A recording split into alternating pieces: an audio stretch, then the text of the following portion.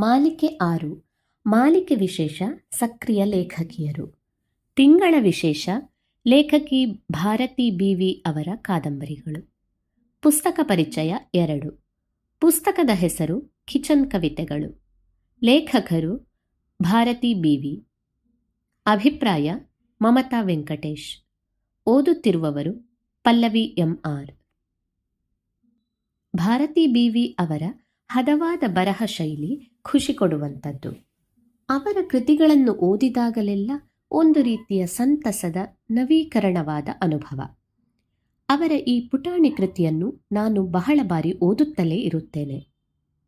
ಅಡುಗೆ ಮನೆಯಲ್ಲಿ ಆಧ್ಯಾತ್ಮ ಎನ್ನುವುದು ಈ ಕೃತಿಯನ್ನು ಓದಿದಾಗಲೆಲ್ಲ ನನ್ನ ಮನಸ್ಸಿಗೆ ಬರುವಂತಹ ಅಡಿಬರಹ.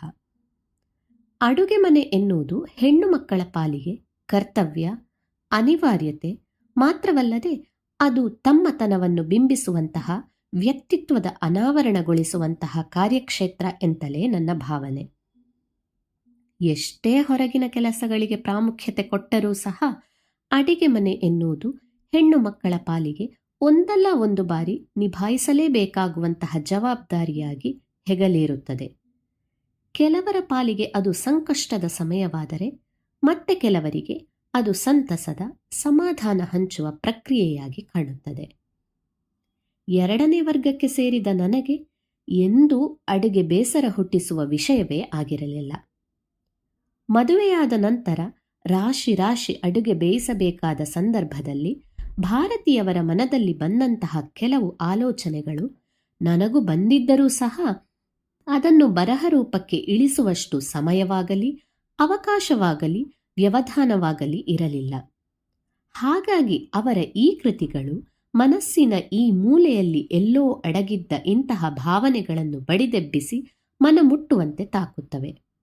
ಒಂದೊಮ್ಮೆ ಅಡುಗೆ ಮನೆ ಸಾಹಿತ್ಯ ಎಂತಲೇ ಮಹಿಳೆಯರ ಸಾಹಿತ್ಯ ಗೇಲಿಗೀಡಾಗಿದ್ದು ನೆನಪಿಗೆ ಬಂದರೂ ಸಹ ಈಗ ಅಂತಹದೇ ಅಡಿಗೆ ಮನೆಯ ಪರಿಸರದಲ್ಲಿ ಅರಳಿದ ಕವಿತೆಗಳು ಹೇಗೆ ಜೀವನದ ತತ್ವಜ್ಞಾನವನ್ನು ಬೆಸೆದುಕೊಂಡು ಬದುಕಿನ ಹಳವಂಡಗಳಿಗೆ ಕನ್ನಡಿಯಾಗಿ ಬಿಡುತ್ತವೆ ಎನ್ನುವುದು ಆಶ್ಚರ್ಯ ಮಾತ್ರವಲ್ಲ, ಸೋಜಿಗದ ಸಂಗತಿ ಕೂಡ. ಬದುಕು ಬದಲಿಸುವ ಬಣ್ಣಗಳಿಗೆ ಪ್ರತಿನಿಧಿಯಾಗುವ ಅಡುಗೆ ಮನೆಯ ಪರಿಕರಗಳು, ಸಂಗತಿಗಳು, ಸಂಘಟನೆಗಳು ಬಹಳ ಭಾವನಾ ಸೂಕ್ಷ್ಮವಾಗಿದ್ದು ಹೆಣ್ಣು ಮಕ್ಕಳಿಗೆ ಮಾತ್ರ ಗೋಚರಿಸುವ ಅದ್ಭುತವಾದ ಭಾವನೆಗಳ ಸಂಘರ್ಷಗಳಾಗಿ ಕವಿತೆಗಳಲ್ಲಿ ಹೆಣೆದುಕೊಳ್ಳುತ್ತಾ ಹೋಗಿವೆ.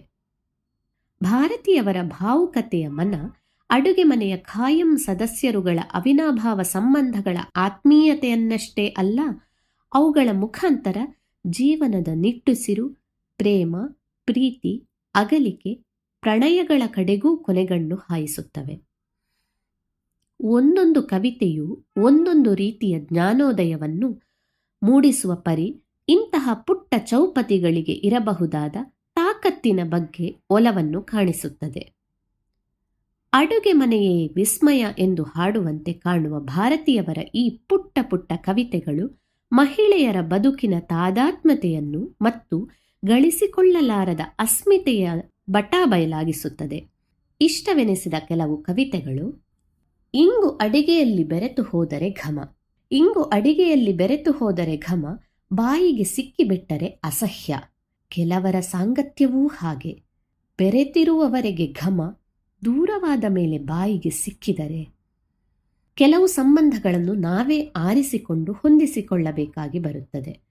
ಅಂತಹ ಸಂದರ್ಭದಲ್ಲಿ ತಪ್ಪು ಲೆಕ್ಕಾಚಾರದಿಂದಾಗಿ ಬೆಸೆದುಕೊಂಡ ಬಾಂಧವ್ಯಗಳು ದೂರವಾದ ಮೇಲೆ ಅವುಗಳ ನಿಜಸ್ವರೂಪ ಬಯಲಾಗುತ್ತಾ ಹೋಗುತ್ತದೆ.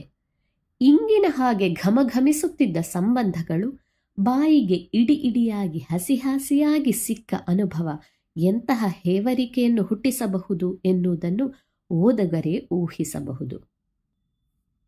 ಬಿರುಕು ಬಿಟ್ಟ ತಟ್ಟೆ, ಒಡಕಲ್ಲು ಡಬ್ಬ, ಜಾಲರಿ ಹರಿದ ಬಂದರಿಗಳನ್ನು ಸಿಕ್ಕಷ್ಟು ಬೆಲೆಗೆ ತೂಕಕ್ಕೆ ಹಾಕಿಬಿಡಬೇಕು.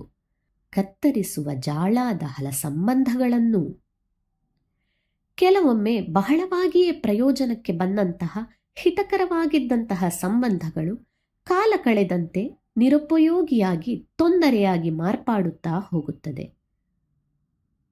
ಅಂತಹ ಸಂದರ್ಭಗಳಲ್ಲಿ ಭಾವುಕರಂತೆ ಯೋಚಿಸದೆ ಜಾಳಾದ ಸಂಬಂಧಗಳನ್ನು ಕತ್ತರಿಸಿ ಅವುಗಳ ಬಗ್ಗೆ ಯೋಚಿಸದೆ ಮುನ್ನಡೆಯುತ್ತಾ ಹೋಗಬೇಕು.